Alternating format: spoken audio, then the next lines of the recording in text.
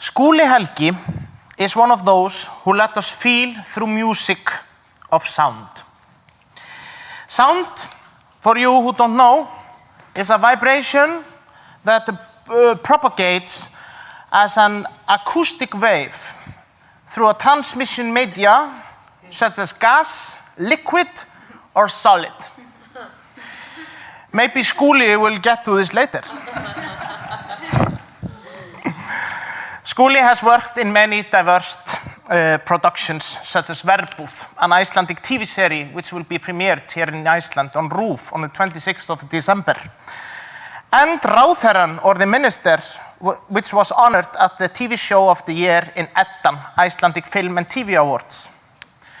Ladies and gentlemen, without the sound, we cannot hear. Without the photo, we cannot see.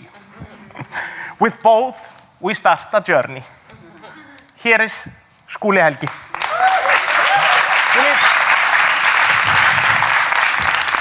Well, hello.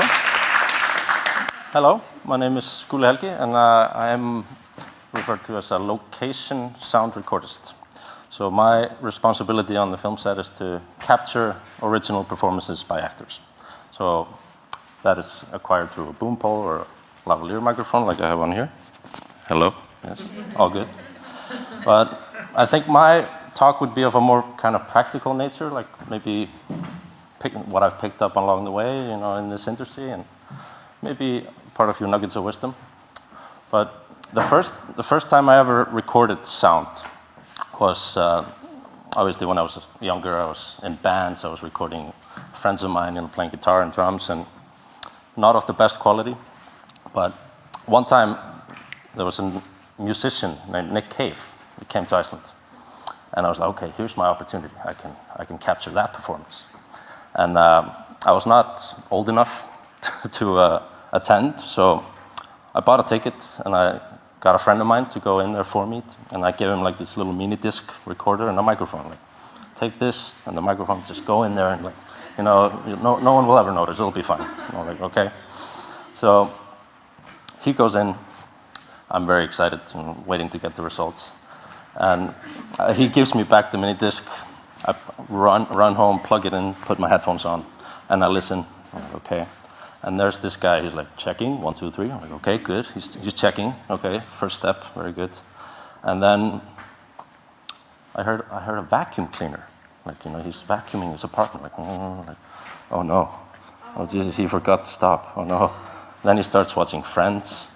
I'm like listening to a Friends episode, like fast forward, like, oh no. And he basically recorded 2 hours of him doing chores at home. And I'm like, this is not, acceptable. I need to fix this, because he had a show the next day. So I go in and I say, I'm going to go into the show and I'm going to record it myself. So I go to my dad's wardrobe and I get on a terrible looking suit, way too big for me. And I'm like 2 years, I'm like 16 and I need to be 18 to get into Broadway. And so I go in there and I put the mini disc recorder like in here and I put it through my, sleeve. I'm like, okay, sit, wait in line. And I pretend to have a phone call just as they're trying to check my ID, like, oh yeah, wait a minute. And then I like kind of rush in, dive, find the seat right next to the sound guy. Best place in the house. Always sit next to the sound guy because that's where the best sound is. And I sit there very casually, like with my microphone, like this, trying to record it. And it's one of my favorite recordings of all time. It's fantastic. So there was one part where I made a mistake because I was super excited to see Nick Cave for the first time, and he says, like, this next song it's a murder ballad. I'm like, yes, murder ballad, nice. It's a morality tale, and it's called Henry Lee. And I'm like, just like completely ruin the sound. But it's this what filmmaking is to me, is like this persistence to just never really accept failure as an option. Like, persistence cannot cope with failure. It's just you never accept it. So that was sort of the thing that I wanted to talk about here, is that like when you're doing films, there are endless amounts of problems, especially with sound. You know, when you're trying to record sound, there's just, it's like the universe is trying to make you not do your job well. So there are noises constantly everywhere, and you're like, and what I figured out is that the most important thing is persistence, obviously, and collaboration. Collaborating with all other departments is vital when you're trying to record good sound. And learning what it is that other departments do is super important. So, like, for example, if I'm recording a scene, like scene here, and I try to put a boom pole in the shot, and they're like, oh, shadow here, that doesn't work. So instead of saying, like on the day, like, hey, this doesn't work for me, and I cause a scene, instead of doing that, I go to the gaffer who is in charge of the lighting and like talk to him before it happens and say, hey, could you maybe put a diffusion there and like soften this up or put a flag over it, and, you know. Before you arrive on set, you have to solve all these problems, and it's crucial to do that. Same with like costumes, you know, makeup, hair. You know, it's just you really need to dive into what it is that everybody else does instead of just what it is that you do. And like the first time I was working with like a Hollywood actor, and I was like super like nervous about it. And we only had one day and just one shot to do it. So I did, you know, start preparing like a maniac, you know, trying to figure out how it should be. So I start reading the script, you know, obsessively.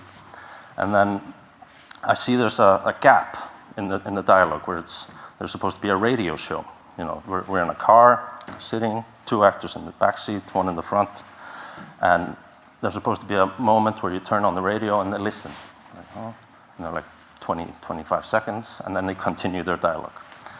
And of course, being the maniac that I am, the night before, I record this radio broadcast myself. So when we're in the car, we mic everything up, and then the moment comes, I press play on my computer in the other car, and then my voice starts coming out of the radio, and all the actors are like, what is he here? Like, what's going on? So it's sort of, this is called like over preparing. But like collaborating and being prepared is the main thing. So like the first time I got into this business like 100% was actually, it was right next door to here. It's in Íslensk Erfðagreining. It's a like DNA research facility. And I'd been working on these small short movies and you know, trying to make a name for myself. And finally, I get the chance to work on this show called Sense8. And it's the Wachowskis who did The Matrix and all that. And I'm not in any sort of role that makes any difference. I'm doing like behind the scenes. So this is the first time I get in. And this is like when I fell in love with this thing called filmmaking, this crazy life that's called filmmaking.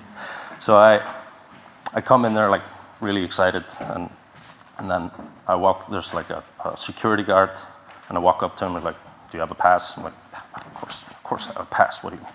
And then I walk in, and the moment I set foot in the door, somebody screams, there's a quiet on set! I'm like, freeze. And I look up, and there's this like catwalk, really big catwalk, and there's this woman standing at the end, like short Asian woman standing, you know that stance where shit's about to go down? You know, it's you know, something's gonna happen, and like standing like this, and like, oh, this is exciting. And then call action, and like all these guys in hazmat suits and doctors and, you know, scientists come running through the woodwork. And I'm like, okay. And then like these Agent Smith type guys in suits with, you know, the thing in their ear, they come running towards her, and she just tears them apart with like all sorts of kung fu crazy moves, and they're all on wires and they're just flying everywhere. I'm like, what is happening? like the 6-year-old in me just sort of freaked out. And I'm like, oh my God. And then they go, oh, that's lunch. I'm like, okay, that's lunch, I guess. And like walk in, sit down, start eating the salad, and then Laura Dern, like an actress that I adore, who's like I've been following since forever, and she was in Twin Peaks, and she just sits next to me as having a salad. I'm like, okay, I guess we're here. Yeah, this is filmmaking. And you know, that's the thing. It's just we're all sort of crazy about movie, and like whatever we can't live without it. You have to do it, and so I guess that's kind of the thing I wanted to impart, is that like this is like Lilia was talking. This is not just one person doing anything. It's a collaboration between everybody, and if you can assist others and have others help you, that is the main thing that I think that makes a good movie. But yeah, that's kind of what I wanted to say. Thank you very much.